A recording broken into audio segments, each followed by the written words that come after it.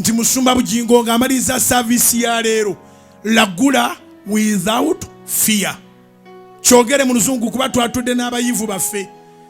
As Pastor Bujjingo winds the service today, prophesy without fear. Prophesy, speak out to the future that you want, the life that you need, the dream that you have. Abaana baffe ab'obulenzi n'ab'obuwala, Bible ebagambye nti omwoyo wa Mukama bagwako ne balagula. Buuza omwana akuliranye nti oyagala kubeera ki? Buuza omwana akuliranye nti oyagala kubeera ki? Osoma, bw'onoomala okusoma oyagala obeere ki? Owulidde ekigambo eky'obunnabbi ekiva mu mwana?